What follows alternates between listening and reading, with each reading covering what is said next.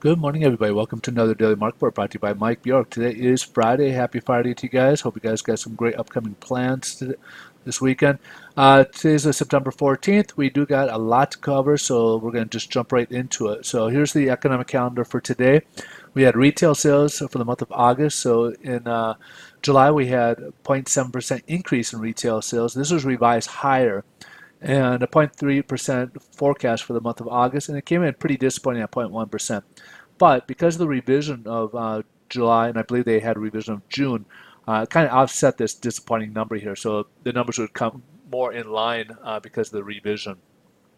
Now, when you exclude big ticket items like autos, we had a 0.9% increase in July, and the forecast was 0.4%, and it came a little bit closer at 0.3%. So it's still an okay number here when you take out those big ticket items.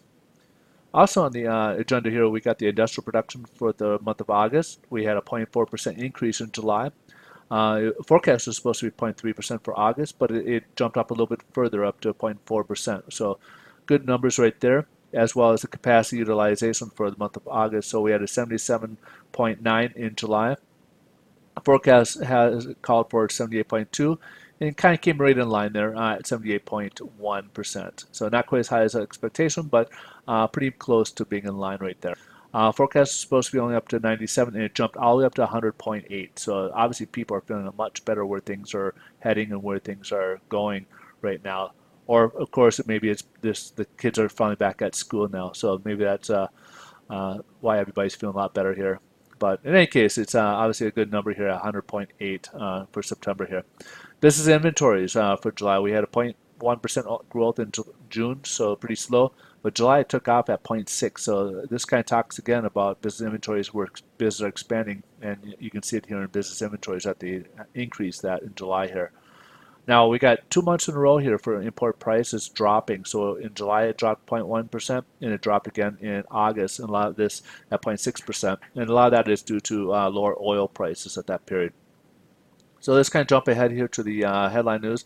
Stock market is up. It obviously like the consumer sentiment, but it's also in retail sales were just okay. You know, they're kind of shrugging that off, even though it's disappointing. But with the revision, again, like we said, it's kind of offsetting that poor or disappointing number here for this month or for August.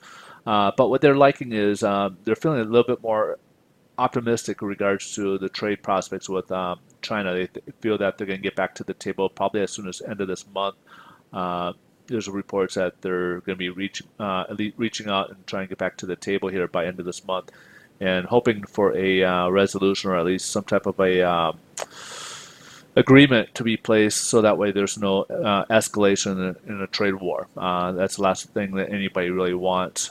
China or U.S. really wants a escalation and disrupt the global economy as it's moving forward here. And then last but not least, we do got some Fed speakers speaking this whole week, or last almost 2 weeks really. We've had Fed speakers out there, and again, just kind of saying their bit out there. Again, it depends what they say, but it could something that could move the markets when they go out there.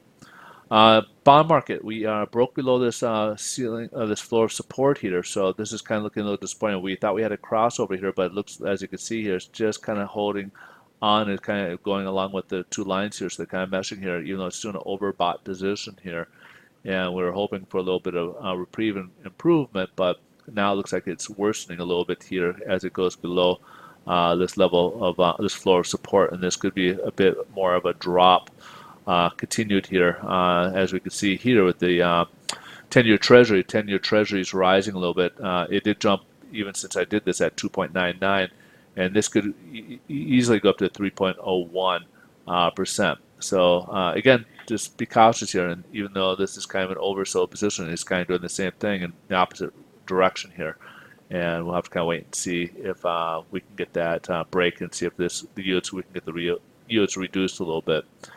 Prospects of it reducing for too long, it'll be it may come down for a short period, and but for long term, we got a lot of prospects going out there. I've been hearing from some people I highly respect talking about reasons why the yields will continue to rise going into October, and a lot of it has to do with the ECB, they're going to drop next month from 30 billion to 15 billion, and then by end of the year they're going to quit their purchases out there. But also we got pension funds and we got corporations that are going to be dropping their purchases for treasuries and stuff because there's some new tax laws kicking in.